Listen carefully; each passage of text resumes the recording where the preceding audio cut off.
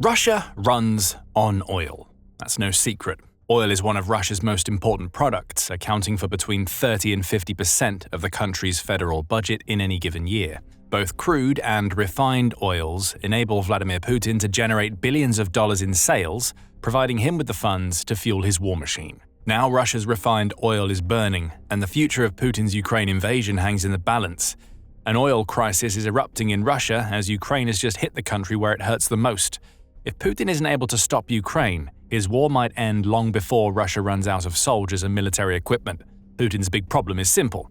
Ukraine keeps on hitting Russia's oil refining plants, taking them out of commission for weeks or even months at a time, while also devastating stockpiles of refined oil products.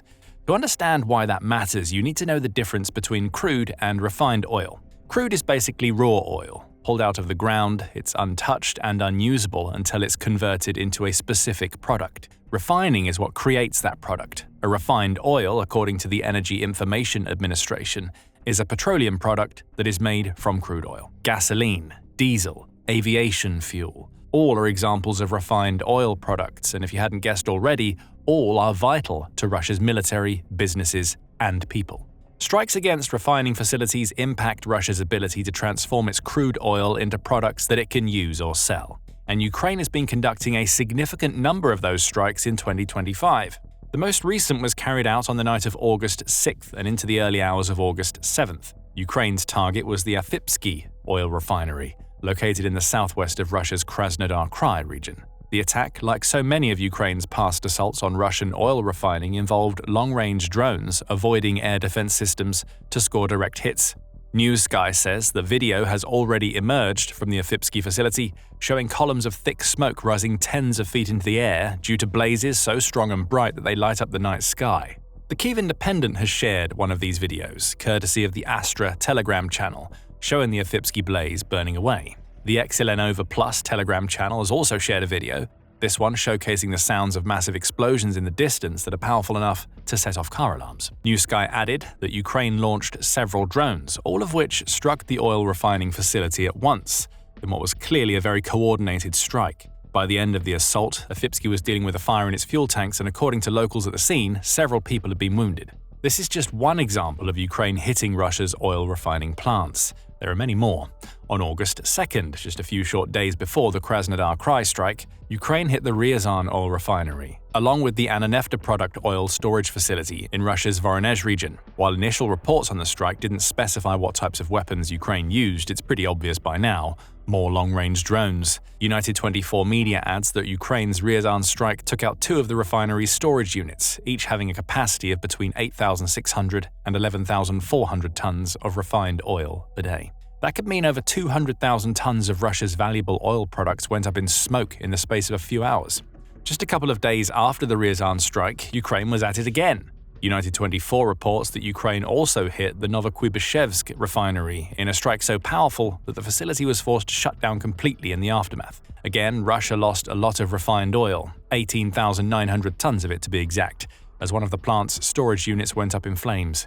This is already bad enough, but it gets worse for Putin. Every single strike against a refinery plant doesn't just cost Russia whatever refined oil products it manages to hit with its drones. It also costs the plants valuable time. Repairs to these plants could easily take up to 6 months, depending on the amount of damage done, which is time that Putin can't afford to have Russia's refineries operating at reduced output or with no output at all. Compounding the issue is the time of the year in which these most recent Ukrainian strikes took place. A trio of facilities being targeted during the first week of August is no coincidence. As United 24 points out, Ukraine times its attacks perfectly.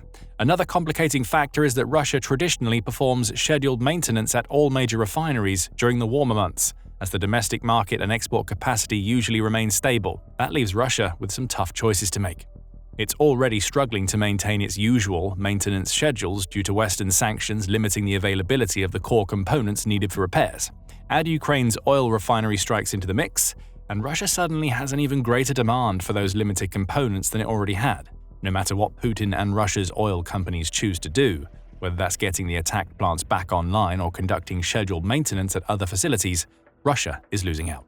A country that typically exports between 40,000 and 50,000 tons of fuel products per week sees its output cut dramatically. Everything that we've discussed so far amounts to short-term problems for Russia. Yes, it might take several months to bring its damaged refineries back to full capacity, but the parts of those facilities that went untouched by Ukraine's drones can still operate. The immediate loss of tens of thousands of tons of refined fuel is also problematic in the short term. However, it's not short-term problems that are the issue. What's really happening here is a concerted campaign by Ukraine to destroy Russian oil refining bit by bit, one refinery strike at a time. And because Ukraine has kept this up for well over a year already, Russia now finds itself staring into the abyss of an oil crisis from which it may not be able to recover. We're seeing plenty of signs that this crisis is looming and will have a long-term impact on Russia, starting with the market price for refined oil products reaching highs that have never been seen before. According to United 24, Ukraine's systematic destruction of Russian oil refining capacity has led to the market price for a ton of AI-95 gasoline in Russia reaching an all-time high that is just shy of $1,000. AI-95 is an unleaded gasoline used in millions of Russian vehicles. Prices for a ton of the stuff rising as high as they have creates obvious problems.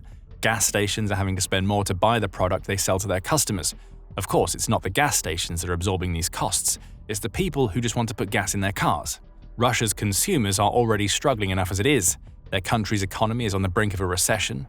The Peterson Institute for International Economics reports the slowing of economic growth in Russia to an estimated 1.4% during the first quarter of 2025, compared to 4.5% during the same period in 2024, actually represents a contraction of 0.6%. Add to this inflation that's hovered around the 10% per month mark since the beginning of 2025, and a base interest rate of 18%, and you have all the ingredients of a cost of living crisis for everyday Russians. Seeing gas prices rocket up thanks to refinery attacks is Ukraine's way of bringing Putin's war back to the Russian people. If this keeps up, it will sow seeds of discontent that Putin may not be able to quell. It doesn't look like the fuel prices are going to be coming back down anytime soon either. Ukraine can see the effects that its strikes are having. A trio of attacks on refineries in a week tells us that Ukraine is leaning heavily into this tactic, meaning it will likely be sending more drones toward Russia's oil refineries in the very near future. That will mean more stockpiles destroyed, more plants taken offline, and even higher prices at the pumps for the Russian consumer. Russia, of course, is trying to convince the public that these price increases have nothing to do with Ukraine. They're happening because of the upcoming harvest season, United 24 says Russia is claiming. And there's a certain logic to this excuse. Harvesting requires tractors and machinery that all need fuel. Demand has gone up, Russia is claiming, and while the harvest is ongoing, people will just have to deal with higher prices. That all seems to make sense. At least until you realize that Russia's retail fuel prices have climbed 0.4% over the last 2 months, long before the harvest season began. Putin is trying to blame something that has only just started as the cause of a fuel problem that Russians have been dealing with for months. Oilprice.com provides a little more context. It gives an exact figure for the record-breaking A95 gasoline price increase, marking it as $946.60 per ton. The outlet also points out that Ukraine's recent strikes have cut Russia's oil refining capacity by about 40,000 tons of crude oil per day. In other words, that's the amount of crude that Russia's refineries can no longer process because they're too busy being on fire. It doesn't take a genius to work out what's happening here. Russians aren't paying more for fuel because of the harvest season. They're paying more because the supply is being cut off, raising prices across the board. And that's just the start. More signs of Russia's refined oil crisis come from the fact that it's banned all refined oil exports to countries that aren't part of the Commonwealth of Independent States, or CIS. According to Nuclear Threat Initiative, the CIS is an association that ensures the free movement of goods and services primarily between countries that were formerly part of the Soviet bloc. As of 2025, the CIS comprises 9 full member states: Armenia, Azerbaijan, Belarus, Kazakhstan, Kyrgyzstan, Moldova, Russia, Tajikistan, and Uzbekistan. And given that Russia is also part of the CIS, that means Putin has ordered that his oil refineries can now only sell their products to 10 countries out of a potential customer base of dozens. To rub salt into that particular wound, United 24 says Russian regulators are telling the country's fuel companies that they also can't sell as much of their oil products to other countries as they have in the past. At least 17% of their production now has to be dedicated to the domestic Russian market, up from the previous figure of 15%, in what is a transparent and desperate attempt by Putin to keep more Russian oil inside Russia at a time when his country is bleeding its valuable refined products. The one bright spot for Russia's oil companies is that the non-CIS ban is likely to be temporary. On July 24th, the Moscow Times reported that the tightening of refined oil exports is only set to last for 2 months. An unnamed source told the outlet, "It's all been decided with the ban. For now, it's for August and September." Hold on a second. For now? Those two words tell us that 2 months of export bans may not be the end of it. Russia has put what it sees as a short-term fix in place, but it's using language that also suggests that it knows it needs to prepare for more attacks against its refining capacity. You could even read into those two words as a sign that Putin is scared of what Ukraine is doing. He's trying to convince his people that all of the oil problems they're dealing with right now are temporary, but he also knows that Ukraine's refinery strikes aren't going to stop. And if they're as successful as they've been up until this point, bans on exports may have to last a lot longer than Russia wants. Or more specifically, longer than Russian oil companies want. And this is where Putin has a problem. United 24 explains that Russia's oil businesses make a lot more money from the refined oil products they export than they do from the oil they sell domestically. Putin may want to blame what's happening on harvests and unfair price inflation, but the reality is that it was the decision Russia's leader made to invade Ukraine that has caused all of these. The sanctions that impact Russia's refineries and its oil sales, the strikes on those refineries, none of this would be happening if it weren't for the invasion. And you have to wonder how long Russia's oil businesses will be happy making less money than they could or should due to Putin's actions. The one solace for those companies is that it isn't the first time that Russia has imposed export restrictions. It's happened before, and the orders were always temporary. Still, that's not much solace to fuel company owners who want to line their pockets with as many rubles as they can. Beyond the monetary issues causing frustration among Russia's customers and businesses, there's also another issue that should concern Putin: the impact that Ukraine's refinery strikes have on the environment.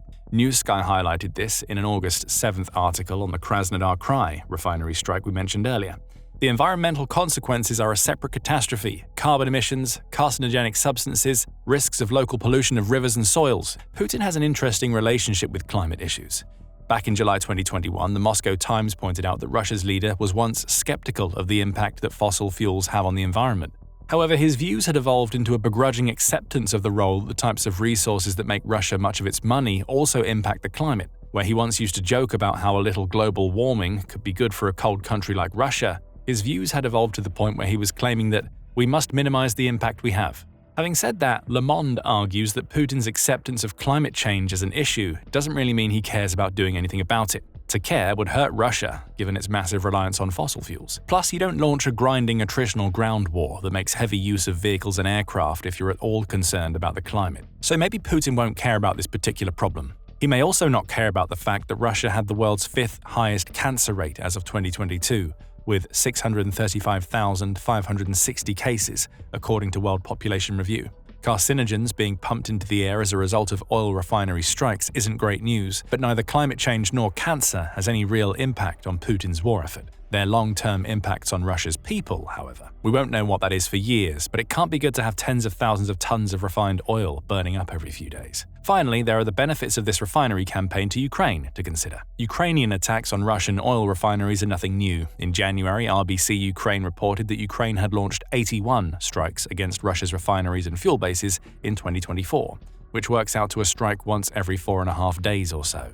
The economic issues these types of strikes cause have always been a massive motivation for Ukraine, but there are other reasons it wants to hit Russian oil. We've already touched on one of those reasons. Every strike against a Russian oil refinery and every deep strike inside Russia, regardless of what it hits, impacts Russia's people. Even if the strikes don't cause issues in their everyday lives, they see that Russia isn't impervious to being attacked. Psychologically, that has to be a massive issue for the Russian people. A country that Putin told them would roll over in a matter of days when he launched his supposed special military operation, is still fighting 3.5 years later and is hitting Russia harder than it's been hit since World War II. Another reason comes from the military standpoint. Russia uses its refined oil products to fuel its invasion. That's common sense. Every tank, armored vehicle, aircraft, and mechanized unit needs fuel to work properly. When Russia doesn't have that fuel or it's producing it in limited supplies because of its refinery strikes, Ukraine's troops face less pressure on the front lines. As the Carnegie Endowment puts it, from the attack planner's standpoint, it would be ideal if Russia were not only to lose export volumes but also experience difficulties in supplying enough fuel for its army and economy. More attacks will be needed to ensure this strategy bears fruit. Russia produces 2.5 times more refined oil than its domestic fuel consumption, the Carnegie Endowment points out. But when you combine the refinery strikes with Ukraine's increasing focus on Russia's rail networks, you get a 1-2 punch that showcases a clear strategy. Take out the oil at the source while destroying the logistical arteries used to transport that oil, and the result will always be a weakening of Russia's forces on the front lines. Weaker forces can't gain ground at anywhere near the rate that Putin wants them to. When tanks can't roll and planes can't fly, Gaps are also created in Russia's defenses that Ukraine may be able to exploit with counterstrikes. So we come to a final question. What can Russia do about its refined oil crisis? When it comes to Ukraine's strikes, it doesn't appear to be able to do much. These strikes have happened often enough to make it clear that Russia's air defenses aren't able to stop Ukraine's long-range drones from hitting their marks. Instead, Russia is looking for alternatives. On August 6th, Reuters reported that Russia is planning to increase its exports of crude oil from its western ports to around 2 million barrels per day, which is 200,000 more barrels per day than previous estimates suggested. There's a logic to this strategy. By selling more crude that Russia's customers have to refine themselves, Russia doesn't have to put quite so much effort into making and storing refined oil products on its own territory. It'll still make money, albeit not as much as it does from selling refined oil, and it'll reduce the risk of its more valuable fuel products going up in flames thanks to Ukraine's strikes. This is a half measure. It does nothing to solve the long-term problems Russia's refined oil crisis is creating within the country. Ukraine's response to what Russia is doing will be simple: hit more refineries. Eventually, it'll cut off so many of Russia's oil arteries that Putin won't be able to make excuses. And when Putin is at that point, he may be forced to drastically reduce the scale of his invasion or pull out of Ukraine entirely as Russia's oil burns around him. Putin may also not have as many options for selling Russia's crude oil as it once had. India's Russian oil gamble has backfired as the US threatens to destroy one of Putin's key lifelines. Find out more in our video, and remember to subscribe to The Military Show for more coverage of Russia's growing oil crisis. And thank you, as always, for watching.